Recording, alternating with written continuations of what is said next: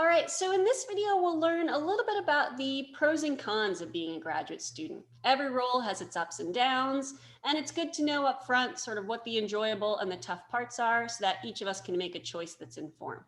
So I'm curious, Laura, what are your favorite parts of being a graduate student? Hmm. I love that question. There are a number of different favorite parts. I think first and foremost is really that my job is to learn. That is my job. And I love learning. I love reading new things, exploring new topics, especially related to science. Delving deeper in a topic, finding things that I didn't know or that I thought I knew about a topic, or things that changed my mind, or different alternatives, that where we find out, okay, maybe 20 years ago we thought this was the answer to this question, and then turns out, actually, with some updated data and research, turns out we actually might be a different answer, to the question. So I think just the love of learning, I think, is just really, perfectly matched, for being a PhD student, because it's really my job. Yeah, well, and just that process of discovery seems to light you up of like, wait a minute, this is what we thought, and now it's this? Like, what? Right? Definitely, Something really definitely. fun there. And that's Yeah. actually what you're paid to do. Right. Exactly. Exactly. Yeah. If I have just, a 3 hour time window to just go explore something related to my research, especially that's I don't quite understand, but I know is out there in the literature and I just have to find it. That is just, yeah, the best time. Yeah. Like you sift through these Extraction. papers. Yeah. Yes. Sifting. Yeah. Exactly. Nice. Well, and so I'm curious, we talked about this a little bit with the lack of deadlines, but what are the most challenging parts? Yeah, yeah. So lack of deadlines is definitely one of the most challenging parts, and I think that leads. It's actually part of kind of a bigger con, at least for myself in academia, which is just lack of structure in general. So obviously, academia is centered around teaching and learning. So if you have a class, if you're teaching, you have some structure there, right? And if you're in class, you also have some structure. But outside of that, and again, there are brown bag lunch seminars with the entire department, or you might have a lab meeting once a week. So there are these kind of intermittent structures throughout the week, meetings, every Friday or something. But outside of that, outside of classes, there's almost no structure at all for your time, which means that all that structuring your time completely has to come from within, which is a really hard thing to learn, and to practice and to continuously practice. And so I think that's a big challenge for me, is kind of not having any structure to my day at all, especially in a semester like this semester where I'm not teaching. I can have a Monday where I have maybe one meeting at 10 a.m. and then the rest of the Monday, I have to figure out how I structure my time. So that's definitely been a challenge for me. I'm learning different ways and skills to be able to actually structure my time. But I think that, and then the second piece of that is often this work. Sometimes we're collaborating with others. We're in a lab group setting. We talk with colleagues in our department. I'm working directly with an advisor or two. So we have those moments. But a lot of the work is really done alone and done in isolation, where you're, analyzing data by yourself and then checking it back with an advisor later, or writing up a draft, and then just kind of emailing back and forth about it. And so there actually is a good amount of alone time, which is really hard for someone like myself. I'm super extroverted and love being around people, and about an hour of alone time a day is probably good for me. so so having a lot of time where I'm working alone is really hard too. Well, and it's so interesting as you're describing it because as I've been talking to more folks about their careers lately, it sounds a little bit like running your own business, right? Where there's solo work, there are no structured deadlines. And so I was almost Yeah. thinking of it as like you're running the business of writing your dissertation, Yeah. right? Like Yeah. you get to make the choices Definitely. of what goes in, you have some consultation, and you've got Yes. to be the decision maker and the motivator in many ways for yourself. That's right. That's right. The motivator. And that's a hard, yeah, I think this is, again, a hard thing to learn. I think it's definitely possible to learn. And I feel like I've definitely gotten better at this skill over time. And actually, I do enjoy, sometimes where I have like a 2 hour session to work alone and just write and explore the literature. Those times I'm finding more enjoyable. But yeah, overall, it's exactly like that, where you're just kind of, you have some consultation, but a lot of it is in isolation. Yeah. Well, in many ways, it's harder as a scientist, because as a running your own business, you have the market, and the market is telling you, here's what you want, and you have a client.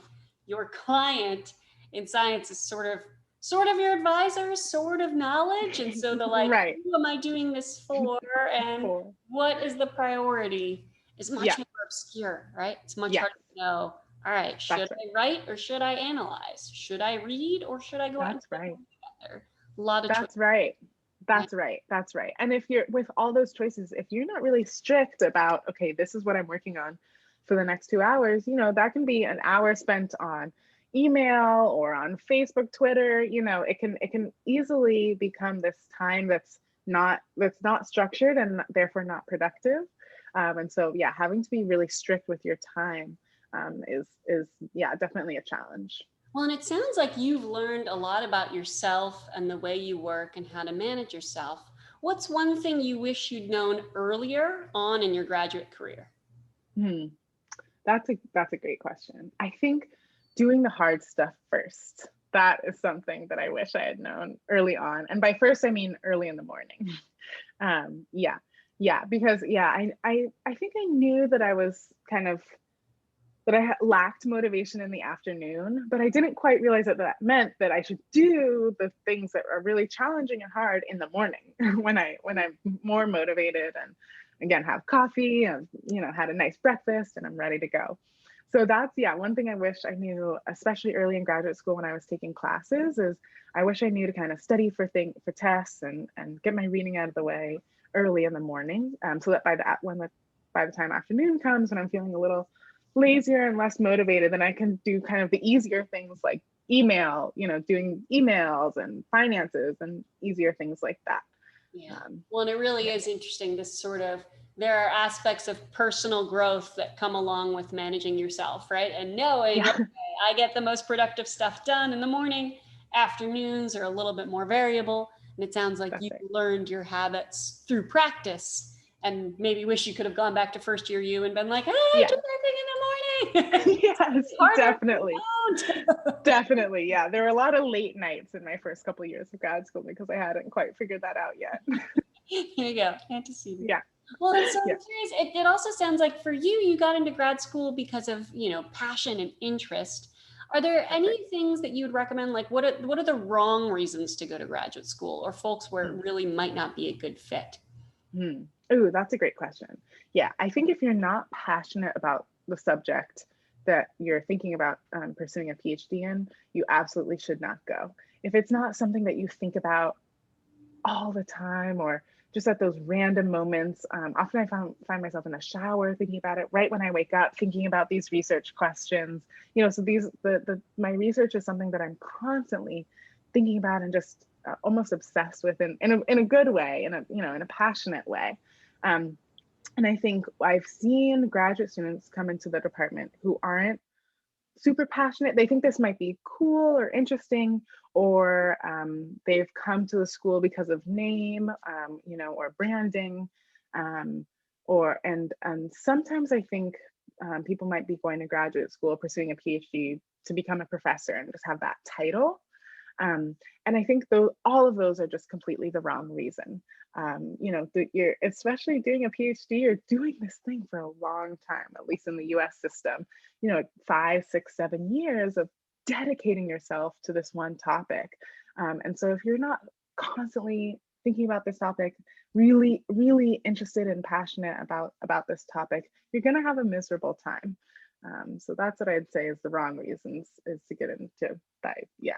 Yeah, no, plus one. I think that if you don't have the passion sustaining your interest amidst all the other challenges, right? That Yes, self-discipline and getting funding and getting things published, there are a lot of tough elements to it.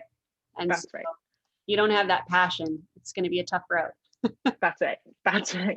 Yeah. which unfortunately many folks learn the hard way coming into PhD. Yes. Wait a minute. Yeah.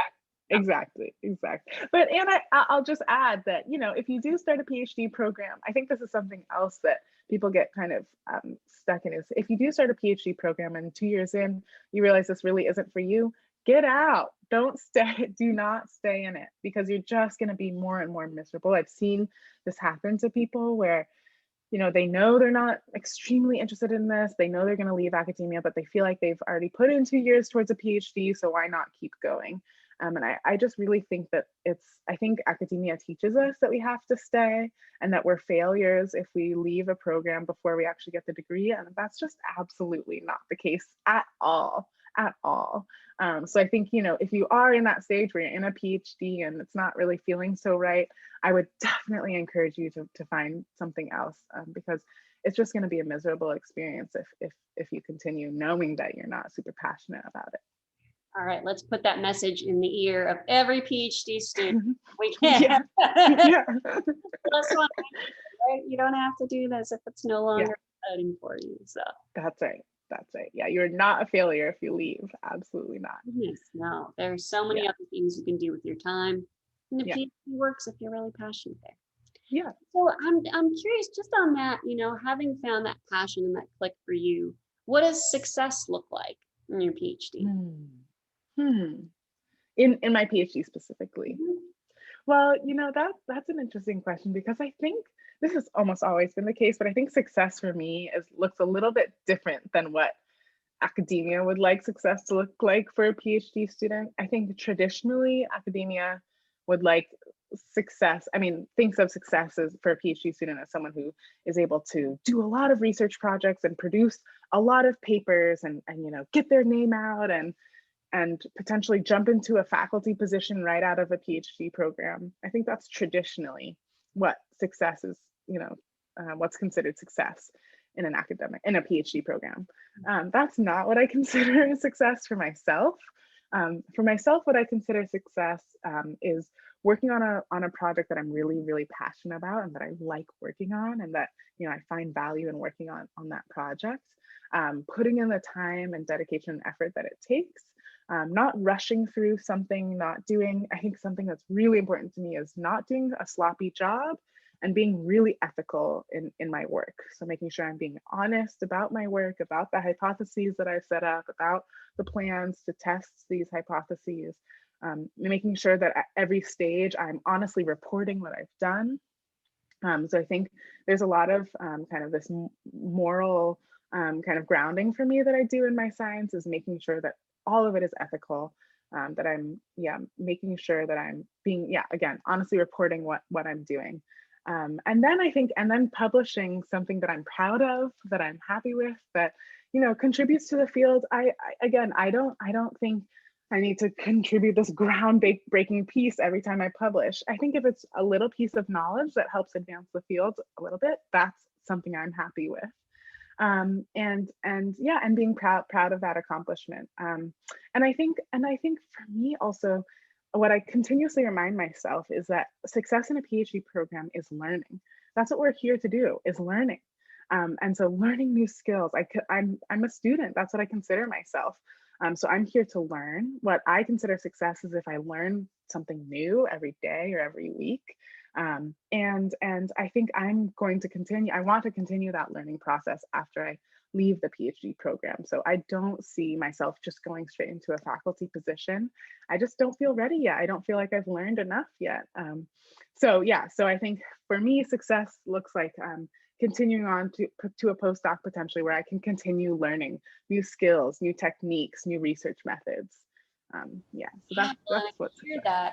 that self-determined, self-driven, just like I want to learn this and I want to produce high quality science. And Yeah, those are just such wonderful matches for being a PhD student, right? Of actually like, all right, I'm going to figure this out and I'm going to make sure I share it with my colleagues in a rigorous way.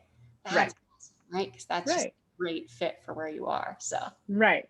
as much Yeah, as there's a belief that, oh, okay, it's about publishing and getting the job right away. Actually, yeah, if I could think, what do we need from science? We need folks who are curious and producing high quality science. That's right, critical for the future of right. Right. And I think you can get stuck in the academic mindset of like, no, it's just about publish, but that's not necessary for success, in my opinion. Oh, Yeah. nice. Oh, so many important lessons for folks who are considering Yeah. PhDs or actively doing PhDs. So happy Great. you shared those. And then in Yeah. our last video, we'll just chat about what's coming next for you. How's that sound? Beautiful. Yep. We Sounds can't great. wait to be there together. Okay. See you there.